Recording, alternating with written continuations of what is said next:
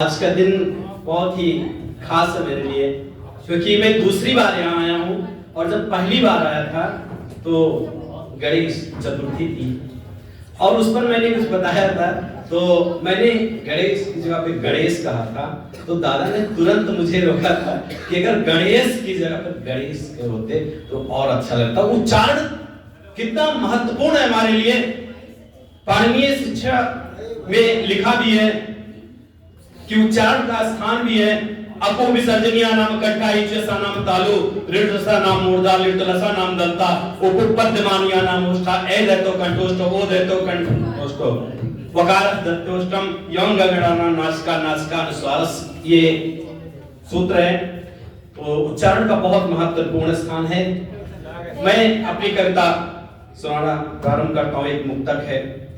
एक घर है, जब वहां पर कोई नहीं रहता है तो क्या कहता है कि बढ़ते तुमको भगाने चले आइए, एक दीपक जलाने चले आइए, जंग लग गई है तालों में चाबी बिना, छोड़ करके शहर घर चले आइए। आगे क्या है कि एक व्यक्ति गांव का जब बहुत दिनों तक अपने घर पर नहीं जाता है तो वहां से क्या संदेश आता है कि हमको जाना चाहिए अपने घर, क्योंकि हम अकेले हैं तो समझना चाहिए कि हम अपने घर जाएं, अपने माता पिता के बारे में सोचें।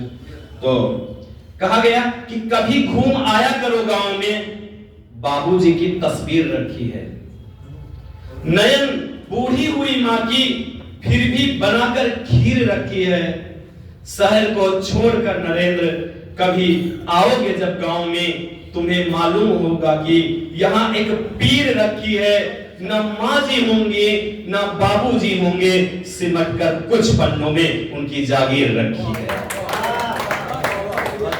मैं दादा को और भी कहना चाहूंगा कि जो गीता मैं देखता हूं कि एक गीता का प्रश्न दो देते हैं, उसमें से उत्तर देना होता है। इसके लिए मैं शाधुवाद बहुत बहुत धन्यवाद देता हूं कि आने वाली पीढ़ियों को हमें गीता के बारे में, उन्हें 18 अध्यायों के बारे में, जो अर्जुन निषाद योग, सांख्य योग, कर्म योग, ज्ञान कर्म संन्यास योग, कर्म संन्यास योग, आत्मयोग, ज्ञान विज्ञान अक्षर ब्रह्म योग, राज विद्या राजगुरु योग, विभूति योग, विश्व रूप दर्शन योग, भक्ति योग, छह छत्र गुण, 18 अध्याय हैं, इनके बारे में जानकारी मिलेगी। और मैं इन्हीं शब्दों के साथ कहना बहुत कुछ चाहता हूं, समय नहीं है। बहुत बहुत